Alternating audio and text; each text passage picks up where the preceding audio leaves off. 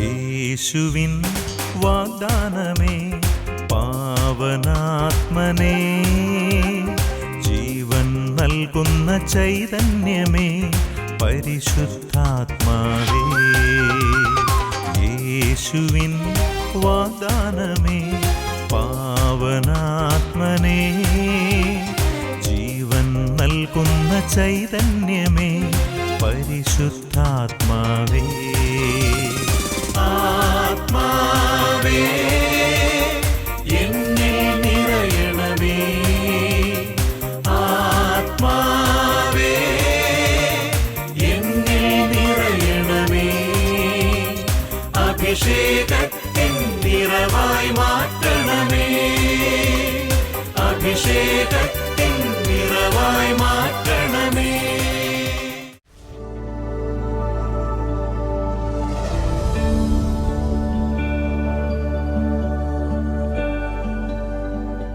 ഈശോയിലേറ്റ സ്നേഹം നിറഞ്ഞ ഷെമ ഇസ്രായേലിൻ്റെ പ്രേക്ഷകരെ, ദൈവവചനത്തിലൂടെ ഇന്ന് നമ്മൾ കേട്ട് മനസ്സിലാക്കാൻ പോകുന്ന കാര്യങ്ങൾ നമ്മുടെ ഹൃദയത്തിൽ ആഴത്തിൽ പതിയുന്ന വിത്തുകളായി മാറട്ടെ. 100 മേനി 60 മേനി 30 മേനി അത് ഫലം പുറപ്പെടുവിക്കട്ടെ എന്ന് പ്രത്യേകമായിട്ട് പ്രാർത്ഥിക്കാം. പരിശുദ്ധാത്മാവ് നമ്മളെ ഓരോരുത്തരെയും ഈ വചനം ശ്രവിക്കുവാനും അത് ഹൃദയത്തിൽ സ്വീകരിക്കുവാനും സഹായിക്കട്ടെ.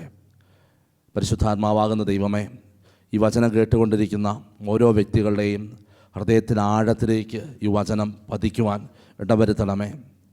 വഴിയരികിലേക്ക് വീഴാതെ, പക്ഷികൾ കൊത്തിത്തിന്നാതെ, പാറ നിറഞ്ഞ സ്ഥലത്തേക്ക് വീഴാതെ, നല്ല ആഴത്തിൽ വേര് ഇറങ്ങാൻ പറ്റിയ കിളച്ചുരുക്കപ്പെട്ട മണ്ണിലേക്ക് വീഴുവാൻ അനുവദിക്കണമേ എന്ന് പ്രാർത്ഥിക്കുന്നു.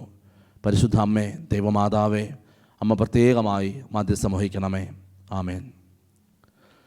പ്രിയമുള്ളവരെ, മത്തായിയുടെ സുവിശേഷം 14-ാമത്തെ അധ്യായം 13 മുതലുള്ള വചനങ്ങൾ നമ്മളിപ്രകാരം വായിക്കും. യേശു ഇത് കേട്ട് അവിടെ നിന്ന് പിൻവാങ്ങി വഞ്ചിയിൽ കയറി തനിച്ച് ഒരു വിജന സ്ഥലത്തേക്ക് പോയി. ഇതറിഞ്ഞ ജനക്കൂട്ടം പട്ടണങ്ങളിൽ നിന്നും കാൽനടയായി അവനെ പിന്തുടർന്നു. അവൻ കരയ്ക്കിറങ്ങിയപ്പോൾ വലിയൊരു ജനക്കൂട്ടത്തെ കണ്ടു. അവരുടെ മേൽ അവൻ അനുകമ്പ തോന്നി. അവരുടെ ഇടയിലെ രോഗികളെ അവൻ സുഖപ്പെടുത്തി. സായാഹ്നമായപ്പോൾ ശിഷ്യന്മാർ അവനെ സമീപിച്ച് പറഞ്ഞു, ഇതൊരു വിജനസ്ഥലമാണ്, നേരവും വൈകിയിരിക്കുന്നു. ഗ്രാമങ്ങളിൽ പോയി തങ്ങൾക്ക് ഭക്ഷണം വാങ്ങാൻ ഈ ജനക്കൂട്ടത്തെ പറഞ്ഞയക്കുക. എന്നാൽ യേശു പറഞ്ഞു, അവർ പോകേണ്ടതില്ല, നിങ്ങൾ തന്നെ അവർക്ക് ഭക്ഷണം കൊടുക്കുവിൻ.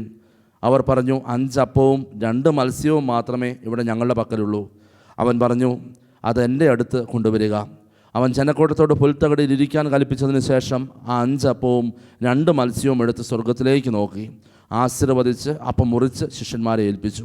അവർ അത് ജനങ്ങൾക്ക് വിളമ്പി. അവരെല്ലാവരും ഭക്ഷിച്ച് തൃപ്തരായി. ബാക്കി വന്ന കഷണങ്ങൾ 12 കുട്ട നിറയെ ശേഖരിച്ചു. ഭക്ഷിച്ചവരിൽ സ്ത്രീകളും കുട്ടികളും ഒഴികെ 5000 പുരുഷന്മാർ ഉണ്ടായിരുന്നു. ഈശ്വര സ്നേഹമുള്ളവരെ, ദൈവത്തിൻ്റെ സ്നേഹവും ദൈവത്തിൻ്റെ പരിപാലനയും ദൈവത്തിൻ്റെ മനോഭാവവും നമുക്ക് വ്യക്തമായി മനസ്സിലാക്കി തരുന്ന ഒരു സുവിശേഷ ഭാഗമാണിത്. ഒപ്പം മനുഷ്യൻ്റെ മനോഭാവവും മനുഷ്യൻ്റെ ചിന്തകളും മനുഷ്യൻ്റെ പ്രത്യേകതകളും ഒക്കെ നമുക്ക് ഈ തിരുവചന ഭാഗത്തിൽ നിന്നും വ്യാഖ്യാനിച്ചെടുക്കാം. നമുക്കറിയാം, ഈശോ തിരക്കേറിയ 3 വർഷക്കാലത്തെ പരസ്യജീവിതത്തിനുള്ളിൽ ഒത്തിരിയേറെ തിരക്കുകൾ. ആ തിരക്കിനിടയിൽ കർത്താവ് അവിടെ നിന്ന് പിൻവാങ്ങി. അതായത് പിൻവാങ്ങാനുള്ള കാരണം ഇതാണ്. സ്നാപക യോഹന്നാൻ്റെ ശിരച്ഛേദത്തെക്കുറിച്ച് അറിഞ്ഞു. ആ സ്നാപക യോഹന്നാൻ്റെ ശിരച്ഛേദത്തെക്കുറിച്ച് അറിഞ്ഞ ശേഷം പ്രിയപ്പെട്ടവർ, ഈശോ അവനായിരുന്ന സ്ഥലത്ത് നിന്ന് പെട്ടെന്ന് പിൻവാങ്ങി. ഒരുപക്ഷെ യേശുവിൻ്റെ ബന്ധു കൂടിയാണ് സ്നാപക യോഹന്നാൻ. സ്നാപക യോഹന്നാൻ എന്ന് പറയുന്ന പ്രവാചകൻ പഴയ നിയമത്തിലെ അവസാനത്തെ പ്രവാചകൻ എന്ന് ഗണിക്കപ്പെടുന്ന പ്രവാചകനാണ്. യേശുവിലേക്ക് വിരൽ ചൂണ്ടുന്ന, യേശുവിനെ വഴികാട്ടുന്ന പ്രവാചകൻ. പ്രിയപ്പെട്ടവരെ, ആ സ്നാപക യോഹന്നാൻ്റെ ശിരച്ഛേദം നടന്ന് എന്ന് കേട്ടപ്പോൾ ഈശോ പിൻവാങ്ങിയത് ഒരുപക്ഷെ എന്തുകൊണ്ടായിരിക്കാം? അതിൻ്റെ ഒരു വിഷമത്തോടെ ആയിരിക്കാം. അദ്ദേഹം ചെയ്തുകൊണ്ടിരുന്ന ആ ജോലി, യേശു ചെയ്തുകൊണ്ടിരുന്ന ആ പ്രവൃത്തി നിർത്തിവെച്ചിട്ട് യേശു പിൻവാങ്ങുകയാണ്. ഒരു വിജന സ്ഥലത്തേക്ക് പോവുകയാണ്. ഒരുപക്ഷെ ദുഃഖിതനായി വിഷമത്തിൽ ലാസറിൻ്റെ കബറിടത്തിൽ കണ്ണുനീർ പൊഴിച്ച കർത്താവാണ്. ദൈവത്തിന് വേണ്ടി ജീവിച്ച്, വചനമനുസരിച്ച് ജീവിച്ച്, വെട്ടുകിളിയും കാട്ടുതേനുമൊക്കെ ഭക്ഷിച്ച് വെറും പ്രാകൃതനായിട്ട് ജീവിച്ച സ്നാപക യോഹന്നാൻ്റെ ശിരച്ഛേദത്തെക്കുറിച്ച് കേട്ടപ്പോൾ യേശു വിജന സ്ഥലത്തേക്ക് പിൻവാങ്ങി. ആ ഒരു ദുഃഖം ഒരുപക്ഷെ തന്നിലേക്ക് തന്നെ ഒതുക്കാനോ പ്രാർത്ഥിക്കാനോ, അതുമല്ലെങ്കിൽ പ്രിയപ്പെട്ടവരെ കൂടുതൽ ശക്തിയോടെ തൻ്റെ ഉത്തരവാദിത്വം, തന്നെ ഏൽപ്പിച്ചിരിക്കുന്ന ദൗത്യം അതിൻ്റെ പൂർണ്ണതയിൽ ആരംഭിക്കുവാൻ, രക്ഷാകര രഹസ്യങ്ങളിലൂടെ കടന്നു പോകുവാനുള്ള സമയമായി എന്ന് മനസ്സിലായതുകൊണ്ടായിരിക്കാം ഈശോ വിജന സ്ഥലത്തേക്ക് പിൻവാങ്ങിയത്. അങ്ങനെ വിജന സ്ഥലത്തേക്ക് പിൻവാങ്ങി, അതായത് തൻ്റെ ജോലിയിൽ നിന്നും തന്നെ ഏൽപ്പിച്ചിരുന്ന ശുശ്രൂഷയിൽ നിന്നും പിൻവാങ്ങി പ്രാർത്ഥനയിലേക്ക്, ധ്യാനത്തിലേക്ക്, മൗനത്തിലേക്ക്, ഏകാന്തതയിലേക്ക് ഈശോ പിൻവാങ്ങി. ഈശോ അവിടെ ആഗ്രഹിച്ചത് മറ്റൊന്നുമല്ല, ദൈവത്തോട് കൂടെ ആയിരിക്കുന്ന ഗെത്സമൻ തോട്ടത്തിലെ അനുഭവം പോലെ പ്രാർത്ഥനാ അനുഭവമാണ്. മറ്റാരുടെയും ഒരു തിക്കും തിരക്കും ഒന്നും ഈശോ പ്രതീക്ഷിക്കുന്നില്ല. ഈശോ അങ്ങനെ എന്നാൽ മറുകരയിലേക്ക് പോയപ്പോൾ, ആ വിജന സ്ഥലത്തേക്ക് പോയി, ഇതറിഞ്ഞ ജനക്കൂട്ടം ഇതറിഞ്ഞു. കാരണം ആളുകൾ തിക്ക് തിരക്കി നിൽക്കുകയാണ് യേശുവിൻ്റെ ഒരു അനുഗ്രഹം അല്ലെങ്കിൽ യേശുവിൻ്റെ ഒരു സ്പർശനം സ്വീകരിക്കാൻ വേണ്ടി. ലൂക്കായുടെ സുവിശേഷം നമ്മൾ വായിക്കുന്നവർ അവനൊന്ന് സ്പർശിക്കാൻ വേണ്ടി ഒരുപാട് പേര് കാത്തു നിന്നിരുന്നു. ഇതറിഞ്ഞ് ജനക്കൂട്ടം അവനെ പിന്തുടർന്ന് പട്ടണങ്ങളിൽ നിന്നും കാൽനടയായി അവനെ പിന്തുടർന്നു. വഞ്ചിയിലാണ് ഈശോ മറുകരയിലേക്ക് പോയത്. എന്നാൽ ഇവർ കാൽനടയായിട്ട് ഈ തടാകത്തിൻ്റെ മറുകരയിലേക്ക്, അതായത് അത്ര ആഗ്രഹത്തോടെ ഈ ജനം ഈശോയെ പിന്തുടർന്നു. യേശു വിജനസ്ഥലത്തിരുന്ന് പ്രാർത്ഥിക്കുമ്പോൾ, വിജനസ്ഥലത്തായിരിക്കുമ്പോൾ യേശു അവിടെ എത്തിയപ്പോഴേക്കും, അതാണ് മനസ്സിലായി, ഈശോ മറുകര എത്തിയതേ ഉള്ളൂ. ഈശോ പ്രാർത്ഥിക്കാൻ പോലും പോയില്ല. യേശു വഞ്ചിയിൽ മറുകര ഇറങ്ങി. ആ സമയം കൊണ്ട് പട്ടണത്തിൽ നിന്ന് ആളുകൾ ഓടി, അത്ര ആഗ്രഹത്തോടെ ഓടി. യേശു ഇറങ്ങുന്നതിന് മുമ്പ് തന്നെ അവിടെ എത്തി. യേശു ഇറങ്ങിയപ്പോൾ കാണുന്നത് ഇവിടെ കണ്ട ജനക്കൂട്ടം, അതിനേക്കാൾ വലിയ ജനക്കൂട്ടം അവിടെ വന്ന് നിൽക്കുന്നു. പ്രിയപ്പെട്ടവരെ, ഇവിടെയാണ് ദൈവത്തിൻ്റെ ഒരു മനോഭാവം. ദൈവം സ്നേഹമാണ്, സ്നേഹം എന്താണെന്നും സ്നേഹം അനുകമ്പയാണെന്നുമുള്ള വലിയ മനോഭാവം നമ്മൾ മനസ്സിലാക്കുന്നത്, ദൈവത്തിൻ്റെ സ്നേഹം എന്താണെന്ന് മനസ്സിലാക്കുന്നത്.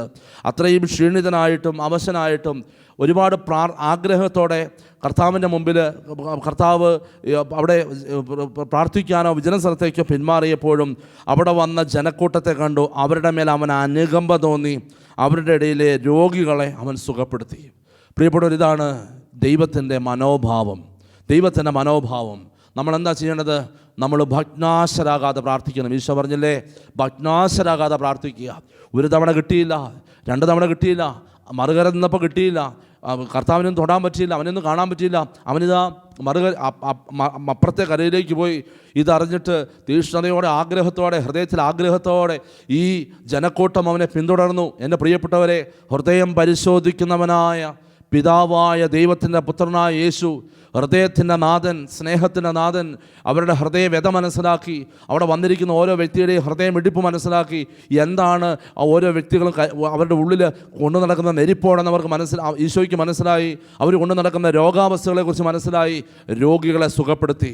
പ്രിയപ്പെട്ടവരെ, സ്വന്തമായിട്ടൊന്ന് വിശ്രമിക്കാൻ ആഗ്രഹിക്കുമ്പോഴും, ഒരല്പസമയം മാറി നിൽക്കാൻ ആഗ്രഹിക്കുമ്പോഴും, ആ ഒരു പിന്മാറ്റം നടത്തുമ്പോഴും, പ്രിയപ്പെട്ടവരെ, അടുത്തു വരുന്ന ജനത്തിന് ആവശ്യമുണ്ടെന്ന് മനസ്സിലാക്കുന്ന ദൈവം, രോഗിക്ക് ആവശ്യം വചനമല്ല, രോഗിക്ക് ആവശ്യം സുവിശേഷമല്ല, അവന് സുവിശേഷം സൗഖ്യമാണെന്ന് മനസ്സിലാക്കി അനുകമ്പ തോന്നി യേശു രോഗികളെ സുഖപ്പെടുത്തി. ഈശോ അനേക സ്ഥലങ്ങളിൽ സുവിശേഷം പ്രസംഗിക്കുന്നുണ്ട്, ദൈവരാജ്യത്തിൻ്റെ സുവിശേഷം. ആ ദൈവരാജ്യത്തിൻ്റെ സുവിശേഷം അല്ല ഇവിടെ പ്രസംഗിക്കുന്നത്, പിന്നെയോ രോഗിക്ക് ആവശ്യം അവന് സൗഖ്യമാണ്. അതുകൊണ്ട് യേശു തൻ്റെ ക്ഷീണമോ, തൻ്റെ വിഷമമോ, ബുദ്ധിമുട്ടോ, തനിക്ക് നഷ്ടപ്പെട്ടു പോയ തൻ്റെ സഹോദരൻ തന്നെയായ സ്നാപക യോഹന്നാനെക്കുറിച്ചുള്ള വിലാപം ഒന്നും കണക്കിൽ വെക്കുന്നില്ല. പകരം പ്രിയപ്പെട്ടവരെ, ഈശോ തന്നെ തേടി വന്നവരോട് അനുകമ്പ തോന്നി. അതായത് അവരുടെ അതേ അവസ്ഥയിലേക്ക്, compassion, to be one with, അതായത് അവരോട് അനുകമ്പ തോന്നി, അവരുടെ അതേ വേദന മനസ്സിലാക്കി പ്രിയപ്പെട്ടവരെ അവരെ സുഖപ്പെടുത്തി. ഇതാണ് ദൈവത്തിൻ്റെ മനോഭാവം. ഇന്നും ദൈവത്തിൻ്റെ മനോഭാവം ഇത് തന്നെയാണ്. തന്നെ അന്വേഷിക്കുന്നവർക്ക് ഉത്തരം നൽകുന്ന ദൈവം, ഹൃദയ പരമാർത്ഥതയോടെ വിളിച്ചപേക്ഷിക്കുന്നവരെ കടാക്ഷിക്കുന്ന ദൈവം, ഹൃദയം പരിശോധിക്കുന്നവൻ, ഹൃദയം നുറങ്ങി പ്രാർത്ഥിക്കുന്നവർക്ക് സമീപസ്ഥനായ ദൈവം, മനമൊരുകിയവരെ രക്ഷിക്കുന്ന ദൈവം. എൻ്റെ പ്രിയപ്പെട്ടവരെ, അവർക്ക് ദൈവമല്ലാതെ മറ്റാരാണ് ആശ്രയം? അതുകൊണ്ട് പ്രിയപ്പെട്ടവരെ, നമുക്ക് ഈ ജനക്കൂട്ടത്തിൻ്റെ പക്ഷത്തു നിന്ന് ഇങ്ങനെ ചിന്തിക്കാം: എൻ്റെ ദൈവം എന്നെ ഒരിക്കലും കൈവിടില്ല. ഇന്ന് അവൻ മറുകരയിലേക്ക് പോയെങ്കിൽ ആ മറുകര തേടി പോകുമ്പോൾ എൻ്റെ പ്രിയപ്പെട്ടവരെ, ആ കർത്താവ് എന്നെ കടാക്ഷിക്കും, അവൻ എന്നെ അനുഗ്രഹിക്കും, എൻ്റെ ആവശ്യങ്ങൾ അവൻ തിരിച്ചറിയും. മറുകരയിലേക്ക് ഓടാൻ മടിക്കേണ്ട. ഒരിക്കലും നിരാശപ്പെട്ട് തകർന്നു വീഴരുത്. പ്രത്യാശയില്ലാത്തവരെ പോലെ കരയരുത്. ഒരിക്കലും വിശ്വാസമില്ലാത്തവരെ പോലെ പെരുമാറരുത്. വിശ്വാസത്തോടെ, പ്രത്യാശയോടെ മറുകരയിലേക്ക് ഓടി കർത്താവിൻ്റെ മുന്നിൽ നിൽക്കുവാൻ എൻ്റെ പ്രിയപ്പെട്ടവർ നമുക്ക് മനസ്സുണ്ടാവണം.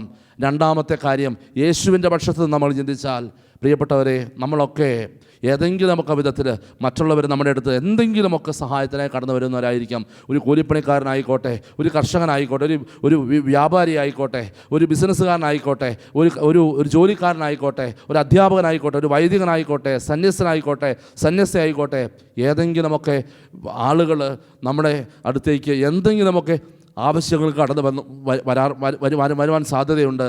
ഒരു അപ്പനായിക്കോട്ടെ, അമ്മയായിക്കോട്ടെ, ഒരു സഹോദരനോ സഹോദരി ആയിക്കോട്ടെ, നിന്നെ തേടി ആളുകൾ വരുമ്പോൾ എന്തായിരിക്കും നിൻ്റെ മനോഭാവം? പ്രിയപ്പെട്ടവർ, ഈശോയുടെ മനോഭാവമാണ് ഉള്ളിൽ കരുതുന്നതെങ്കിൽ, അനുകമ്പയാണ് ഉള്ളിൽ കരുതുന്നതെങ്കിൽ, ഏതവസ്ഥയിലും ആ വ്യക്തിയെ സ്വീകരിക്കാൻ. നീ ഉറക്കമാണോ, നീ ജോലിയിലാണോ, നീ തിരക്കാണോ, എത്രമാത്രം തിരക്കുണ്ടെങ്കിലും, ക്ഷീണമുണ്ടെങ്കിലും, അവശതയുണ്ടെങ്കിലും, നിൻ്റെ സ്വന്തം സഹോദരൻ നഷ്ടപ്പെട്ടു പോയ അവസ്ഥയിലാണെങ്കിലും, ആ വ്യക്തിയുടെ അവസ്ഥ മനസ്സിലാക്കി ആ വ്യക്തിയെ സ്നേഹിക്കാൻ, ആ വ്യക്തിക്ക് അനുകമ്പ കാണിക്കാൻ, ആ വ്യക്തിക്ക് ആവശ്യമായത് കൊടുക്കാൻ തയ്യാറാകുമ്പോഴാണ് യേശുവിൻ്റെ മനോഭാവം, യേശുവിൻ്റെ മനസ്സ് നിൻ്റെ ഉള്ളിലേക്ക് കയറി വരിക.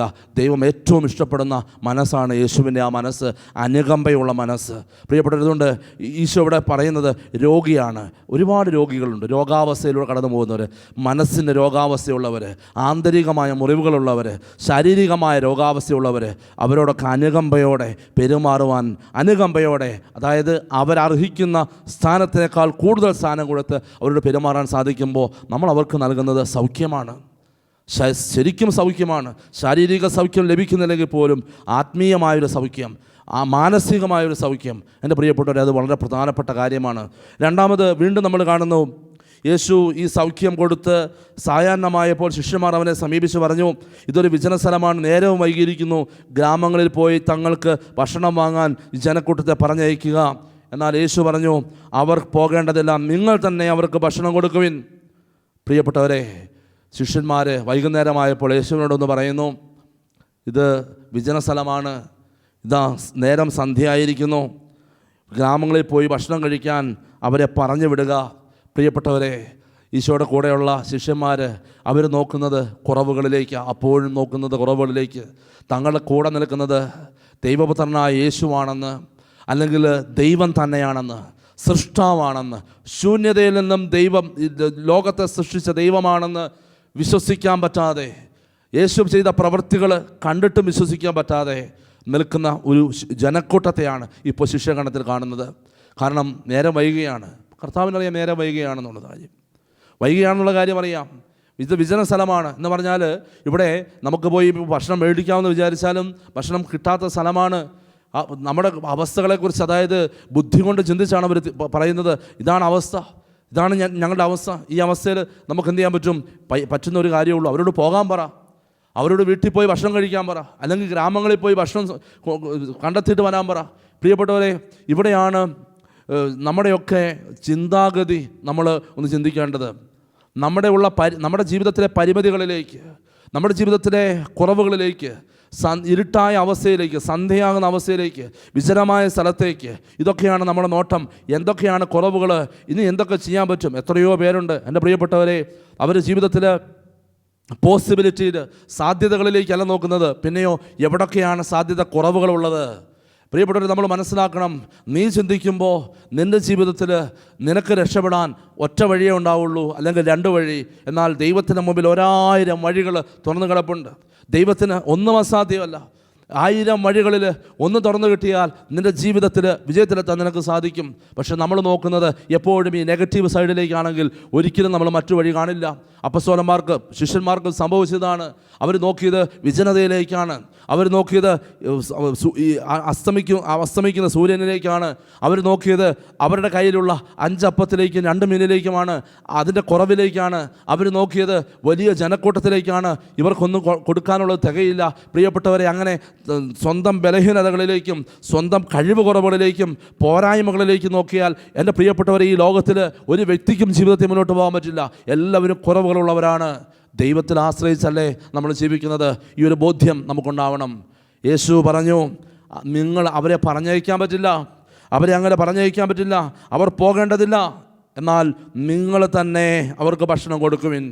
എൻ്റെ പ്രിയപ്പെട്ടവരെ, ഞാനോ നിങ്ങളോ ആണെങ്കിലും നമ്മൾ ആ ഒരു അവസ്ഥയിൽ നമ്മുടെ കയ്യിലുള്ളതിനെ നമ്മൾ നോക്കും. കയ്യിലുള്ളതിനെ എന്താണ് നമ്മുടെ കയ്യിലുള്ളത്? നിങ്ങൾ തന്നെ ഭക്ഷണം കൊടുക്കുക, അവരെ പറഞ്ഞയക്കേണ്ടതില്ല. പറയുന്നത് യേശുവാണ്. പ്രിയപ്പെട്ടവരെ, ഈ ശിഷ്യന്മാരിങ്ങനെ ചിന്തിച്ചിട്ടുണ്ടാവും, ഈ കർത്താവ് ഇതെന്ത്, ഈ യേശു ഇതെന്തറിഞ്ഞിട്ടായി പറയുന്നത്? ആകെപ്പാടെ നമ്മുടെ കയ്യിൽ 5 അപ്പവും 2 മീനേ ഉള്ളൂ, എല്ലാവർക്കും കൊടുക്കണമെന്ന് പറഞ്ഞാൽ പ്രിയപ്പെട്ടവരെ, അത്ഭുത സ്തബ്ധരായിട്ട് നോക്കി നിൽക്കാനേ പറ്റുള്ളൂ. വലിയ ജനക്കൂട്ടം, ആ ജനക്കൂട്ടത്തിന് മുമ്പിൽ നിൽക്കുമ്പോൾ ഒന്നും ചെയ്യാനില്ല. അതുകൊണ്ട് ശിഷ്യന്മാർ തങ്ങളുടെ നിസ്സഹായ അവസ്ഥ ഈശോയോട് പറയുകയാണ്. എന്താ നിസ്സഹായ അവസ്ഥ? ഗുരു, 5 അപ്പവും 2 മത്സ്യവും മാത്രമേ ഇവിടെ ഞങ്ങളുടെ കയ്യിലുള്ളൂ. അവൻ പറഞ്ഞു, അതെൻ്റെ അടുത്ത് കൊണ്ടുവരിക.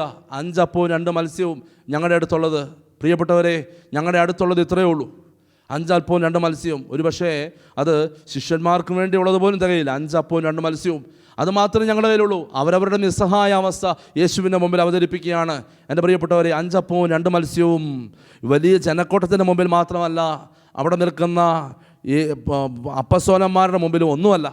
പക്ഷേ ആ ഇല്ലായ്മ അവർ യേശുവിൻ്റെ മുമ്പിൽ തുറന്നു വയ്ക്കുകയാണ്.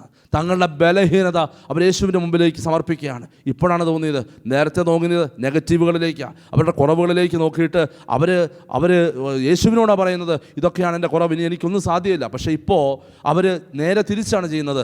തങ്ങളുടെ കുറവിനെ അവർ എളിമയോടെ ഈശോയുടെ മുമ്പിലേക്ക് കൊണ്ടുവന്നു. 5 അപ്പവും 2 മത്സ്യവും മാത്രമേ ഞങ്ങളുടെ കൈവശമുള്ളൂ. എൻ്റെ പ്രിയപ്പെട്ടവരെ, ദൈവം നമ്മളോട് ആവശ്യപ്പെടുന്നത് ഈ ഒരു മനോഭാവമാണ്. നിൻ്റെ ബലഹീനതകളെ നീ അംഗീകരിക്കുക, നിൻ്റെ കുറവിനെ നീ അംഗീകരിക്കുക. ഇത്രയേ ഉള്ളൂ കർത്താവേ, എൻ്റെ ജീവിതത്തിൽ ഇത്രയേ ഉള്ളൂ, ഇതാ ഞാൻ ഉള്ളത് ഞാൻ നിൻ്റെ കയ്യിലേക്ക് തരിക, ഇതേ ഉള്ളൂ, ഇത് മാത്രമേ ഉള്ളൂ. നീ എൻ്റെ ജീവിതത്തിൽ അനുഗ്രഹിക്കണം, സ്പർശിക്കണം. എൻ്റെ പ്രിയപ്പെട്ടവരെ, ഈ 5 അപ്പവും 2 മത്സ്യവും അവർ യേശുവിൻ്റെ കൈകളിൽ കൊടുത്തു. യേശു അതെടുത്ത് ഉയർത്തി സ്വർഗത്തിലേക്ക് നോക്കി ആശീർവദിച്ച് മുറിച്ച് ശിഷ്യന്മാരെ ഏൽപ്പിച്ചു. അതവർ ജനങ്ങൾക്ക് വിളമ്പി. അവൻ അതെടുത്ത് സ്വർഗത്തിലേക്ക് നോക്കി. അവനും ഒന്നും ചെയ്യാനില്ല, പക്ഷേ അവൻ സ്വർഗത്തിലേക്ക് നോക്കി. സൃഷ്ടാവായ ദൈവം, പരിപാലകനായ ദൈവം, ഒന്നും അസാധ്യമല്ലാത്ത ദൈവം, സ്വർഗത്തിലിരിക്കുന്ന ദൈവം, അന്നു വേണ്ടുന്ന ആഹാരം ഇന്ന് ഞങ്ങൾക്ക് തരണമേ എന്ന് പ്രാർത്ഥിക്കാൻ പഠിപ്പിച്ച പുത്രനായ ഈശോ അന്നു വേണ്ടുന്ന ആഹാരം തരുന്ന പിതാവിൻ്റെ മുമ്പിലേക്ക് കണ്ണുകൾ ഉയർത്തിയിട്ട് അത് ആശീർവദിച്ചിട്ട് മുറിച്ച് ശിഷ്യന്മാരോട് പറഞ്ഞു, വിളമ്പിക്കോളാൻ പറഞ്ഞു. പ്രിയപ്പെട്ടവരെ, 5 അപ്പവും 2 മീനും ആശീർവദിച്ചപ്പോഴും 5 അപ്പവും 2 മീനേ ഉള്ളൂ, അല്ലേ? ആശീർവദിച്ചപ്പോഴും സ്വർഗത്തിലേക്ക് ഉയർത്തിയപ്പോഴും 5 അപ്പവും 2 മീനേ ഉള്ളൂ. ശിഷ്യന്മാരുടെ കൈ കൊടുത്തപ്പോഴും 5 അപ്പവും 2 മീനേ ഉള്ളൂ. പക്ഷെ അവർ വിളമ്പി വിശ്വസിച്ച് അവർ വിളമ്പാൻ തുടങ്ങി. 5 അപ്പം 2 മീൻ അതവർ മുറിച്ച് വിളമ്പാൻ തുടങ്ങിയപ്പോൾ അവിടെ ഉള്ളവർക്കെല്ലാം തികഞ്ഞിട്ട് ബാക്കി 12 കൂട്ടം നിറയെ ശേഖരിച്ചു എന്നാണ് വചനം പഠിപ്പിക്കുന്നത്. അതായത് അവർ വിശ്വാസത്തോടെ അത് ഏറ്റെടുത്ത് യേശുവിൽ വിശ്വസിച്ചുകൊണ്ട് അത് വിളമ്പാൻ തുടങ്ങിയപ്പോൾ അത് വർദ്ധിക്കാൻ തുടങ്ങി. വർദ്ധിക്കാൻ തുടങ്ങി. പ്രിയപ്പെട്ടവരെ, അതുകൊണ്ടാണല്ലോ വചനം നമ്മളെ പഠിപ്പിക്കുവിൻ, കൊടുക്കുവിൻ, നിങ്ങൾക്ക് ലഭിക്കും. നിങ്ങൾക്കില്ലാത്തത്, നിങ്ങൾക്ക് കുറവുള്ളത് എന്താണോ ആ കുറവുള്ളത് മറ്റുള്ളവരുമായിട്ട് പങ്കുവയ്ക്കാൻ ശ്രമിക്കുക. അപ്പോൾ അത് വർദ്ധിക്കുന്നത് കാണാൻ പറ്റും. ഇതാണ് ഈശോ. നിനക്കാകെ ഉള്ളത് 5 അപ്പവും 2 മീനുമാണ്.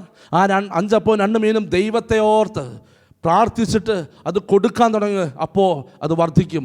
നമ്മൾ കാണുന്നു 12 കൂട്ടം നിറയെ സ്വീകരിച്ചു എന്ന് പറഞ്ഞാൽ 12 അപ്പസ്തോലന്മാർ, 12 തൂണുകൾ.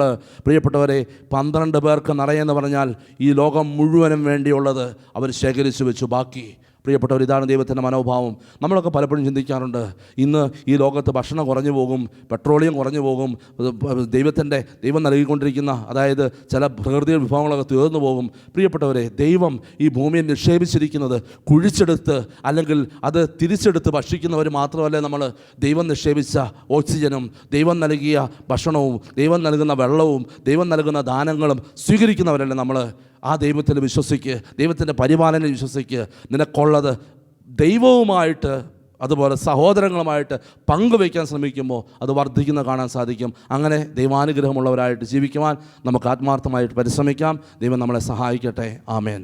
പൂർണ്ണ മനസ്സോടും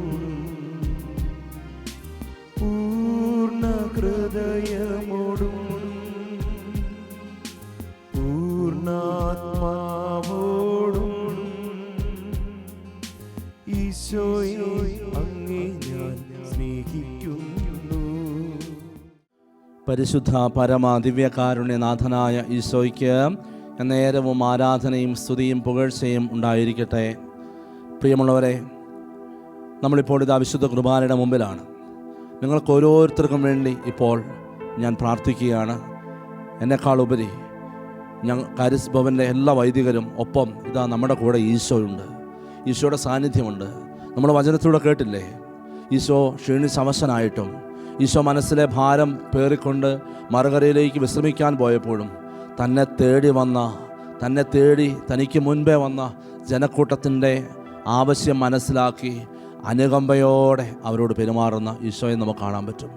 ഒപ്പം അവർക്ക് അപ്പം കൊടുക്കാൻ പറഞ്ഞ് ശിഷ്യന്മാരോട് പറയുന്ന ദൈവത്തെ നമുക്ക് ഈശോയിൽ കാണാൻ പറ്റും. പ്രിയപ്പെട്ടവരെ, ദൈവം സ്നേഹമാണ്, ദൈവം കരുണയാണ്, ദൈവം അനുകമ്പയാണ് ദൈവം. എന്നോട് എൻ്റെ വേദനകളെ കൃത്യമായിട്ട് അറിയുന്ന ദൈവം, ഞാൻ അറിയുന്നതിനേക്കാൾ എൻ്റെ വേദന അറിയുന്ന ദൈവം ഇതാ എൻ്റെ മുൻപിലുണ്ട്. നിൻ്റെ വിഷമങ്ങൾ അറിയുന്ന ദൈവം ഒരിക്കലും നിന്നെ തള്ളിക്കളയില്ല. ഞാൻ മടുത്തു അല്ലെങ്കിൽ ഞാൻ ക്ഷീണിച്ചു എന്ന് ദൈവം ഒരിക്കലും പറയില്ല. വിശ്രമിക്കാൻ പോകുന്ന ദൈവം അനുഗ്രഹിക്കുന്നതായിട്ട് നമുക്ക് കാണാൻ പറ്റും. വിശ്രമിക്കാൻ പോകുന്ന ദൈവത്തിനായ ഈശോ അവരെ സ്വീകരിച്ച് അവരോട് അനുകമ്പ തോന്നി അവർക്ക് സൗഖ്യം കൊടുക്കുന്നു. ഭക്ഷണം ഇല്ലയെന്ന് പറയുമ്പോൾ ആ കുറവുകളിലേക്ക് നോക്കാതെ നിങ്ങൾക്കുള്ളത് നൽകാൻ ആവശ്യപ്പെടുന്ന ദൈവം. എൻ്റെ പ്രിയപ്പെട്ടവരെ, ദൈവത്തിൻ്റെ അനുകമ്പ നമ്മുടെ മുമ്പിൽ അവതരിപ്പിക്കുകയാണ്. പ്രിയപ്പെട്ടവരെ, ഈ ഒരു അനുകമ്പ ആവശ്യമുള്ള ഓരോ വ്യക്തികളും ഉണ്ടാവും. ഇപ്പോൾ കുറേ നാളുകളായി നിരാശനായി പ്രാർത്ഥിക്കുന്നവർ, നിരാശ വിട്. നീ നിരാശപ്പെടേണ്ട കാര്യമില്ല. നീ നിൽക്കുന്ന ദൈവത്തിൻ്റെ മുമ്പിലാണ്, വഴിയും സത്യവും ജീവനുമായവൻ്റെ മുമ്പിൽ, നിൻ്റെ ജീവിതത്തിൽ ഒരു പരിഹാരം നൽകാൻ കഴിയുന്നവൻ്റെ മുമ്പിൽ ഇപ്പോൾ യാചനാപൂർവ്വം പ്രാർത്ഥിക്കട്ടെ. കരങ്ങൾ തുറന്നു പിടിച്ച് ആ എളിമയോടെ പ്രാർത്ഥിക്കുക. എൻ്റെ പ്രിയപ്പെട്ടവരെ, തന്നെ തേടി വന്നവർ ഇടയിലില്ലാത്ത ആടുകളെ പോലെ പരിഭ്രാന്തരും നിസ്സഹായരമാണെന്ന് ഈശോയ്ക്ക് മനസ്സിലായി എന്ന് വചനം നമ്മളെ പഠിപ്പിക്കുന്നുണ്ട്. നമുക്ക് കർത്താവിനറിയാം, നീ ഇപ്പോൾ നിൽക്കുമ്പോൾ രണ്ട് കരങ്ങളും നീക്കി യാചനാപൂർവ്വം നിൽക്കുമ്പോൾ ഈശോയ്ക്കറിയാം നിനക്ക് ആവശ്യമുണ്ട്, നിനക്കൊരുപാട് വേദനകളുണ്ട്, നിന്നെക്കൊണ്ട് പരിഹരിക്കാൻ പറ്റാത്ത പ്രശ്നങ്ങളുണ്ട്, നിനക്ക് യേശു മാത്രം ഇടപെട്ടാൽ തീരുന്ന പ്രശ്നങ്ങളുണ്ടെന്ന് കർത്താവിനറിയാം. ഈശോയുടെ മുമ്പിൽ അഭയം തേട്, കർത്താവിൻ്റെ കാഴ്ചവട്ടിൽ അഭയം തേട്. അവിടെ നിന്ന് നിന്നെ കൈവിടില്ല, അവിടെ നിന്ന് നിന്നെ തള്ളിക്കളയില്ല, അവിടെ നിന്നെ ഉപേക്ഷിക്കില്ല. മനുഷ്യർ നിന്നെ ഉപേക്ഷിച്ചേക്കാം, മനുഷ്യർ നിന്നെ തള്ളിപ്പറഞ്ഞേക്കാം, എന്നാൽ ദൈവം നിന്നെ തള്ളിപ്പറയില്ല. കാരണം അവനാണ് നിന്നെ സൃഷ്ടിച്ചത്, അവന് നിന്നെക്കൊണ്ട് ആവശ്യമുണ്ട്. എൻ്റെ പ്രിയപ്പെട്ടവരെ, യാചനാപൂർവ്വം നിന്ന് കണ്ണുനീരോടെ പ്രാർത്ഥിക്കട്ടെ, യാചനാപൂർവ്വം നിന്ന് നിലവിളികളോടെ പ്രാർത്ഥിക്കട്ടെ. നിൻ്റെ നെടുവീർപ്പും കണ്ണുനീരും കർത്താവിൻ്റെ സന്നിധിയിലേക്ക് ഉയരട്ടെ. നിൻ്റെ സങ്കടങ്ങളും വേദനകളും ദൈവത്തിൻ്റെ സന്നിധിയിലേക്ക് ഉയരട്ടെ.